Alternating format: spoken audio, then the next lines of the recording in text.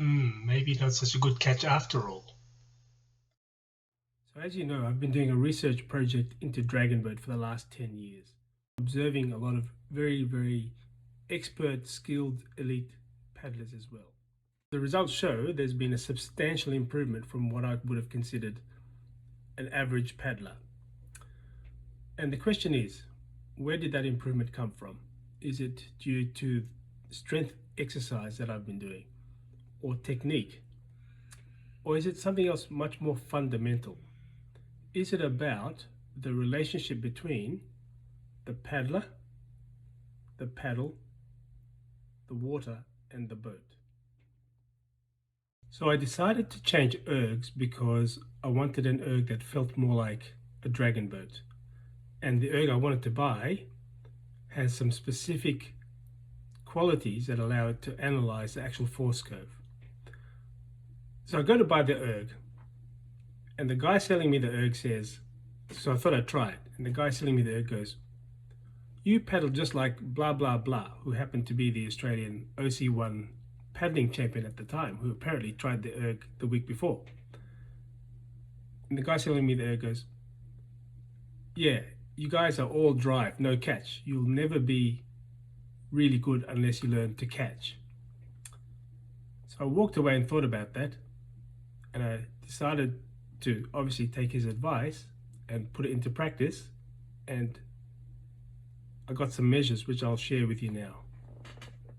Here is a video of an exceptionally fast OC1 paddler, and whilst the stroke looks like it's entirely drive, due to the shape of the blade, the paddler is able to use gravity to catch whilst doing a driving stroke. And for reference, here is a video of some very fast dragon boat paddlers. Despite being very fast, you'll notice that there is a bit of a delay between when the paddle enters the water and when they seem to exert maximal exertion to drive the paddle.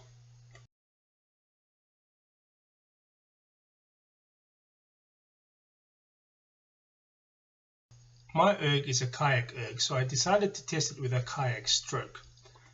Suffice to say, my results were very poor in the beginning, paddling 100 meters in 36 seconds. But over time I learned to catch and drive at the same time, and my results improved to being able to do 100 meters in 24 seconds and 200 meters in 46 seconds, which I was very happy with. And it was all about learning to catch and drive at the same time. Prior to transferring the kayak skill acquisition into dragon boat, I observed Chris Wong from CYL paddle 270 meters in 60 seconds. His peak power was 351 watts and he averaged around 290 watts. After a brief discussion, Chris Wong adopted the slightest of biomechanical changes and retested on the erg. His peak power was 575 watts, his average power was 447.5 watts, and he paddled 270 meters now in 47 seconds. Now that's an increase of 60%. Where did those gains come from? I mean, it was an instant improvement.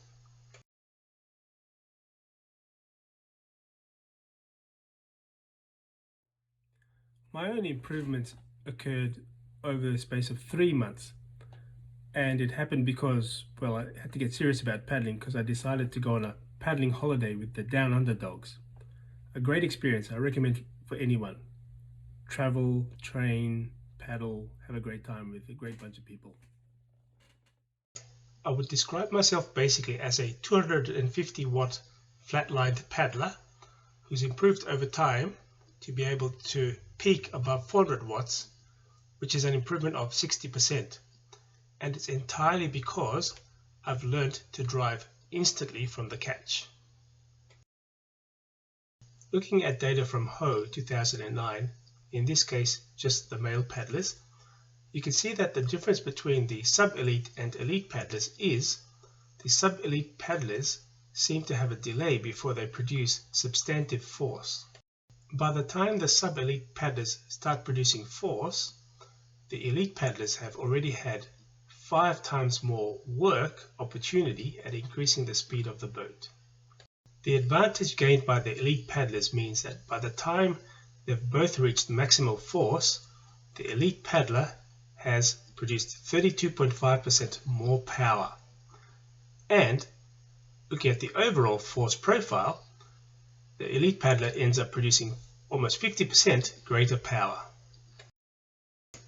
Here is an example of the biomechanical changes that Chris Wong made on the day he paddled 270 meters in 47 seconds. If there's anything missing, it is that on that day, Chris Wong appeared to drive and catch at the same time.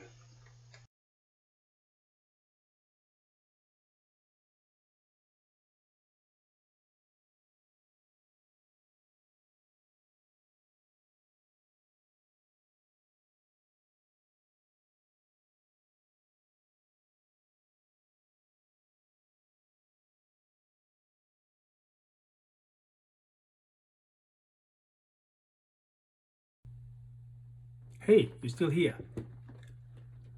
For those of you new to the channel, I have this thing where I pretend the show is over so that people will click off, but those that are super dedicated will stay on to get the really good bits.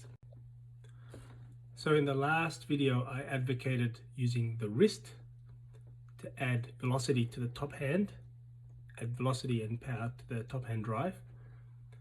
Now, in the past, we've analyzed and found that if the goal is to pull 40 kilos, then with the bottom hand, then the top hand must be able to produce 40% of that force. So we're looking about 16 or so kilos. So at the moment, I'm trying to improve my ability to use the wrist extension, and I'm building up in weights. I use a device like this. Today I've only got 10 kilos on here, so I'm doing pressing movements. I'm actually doing pressing movement in that movement there with about 16 to 20 kilos at the moment to build up that capacity. And bonus today, you get 2 takeaway pieces of information. The second one is I've been advocating use of body lean sideways for the second stroke and third stroke. I'm going to show you some footage here. The person in this footage actually does it in the first stroke, but I'm trying to do it in the second and third stroke.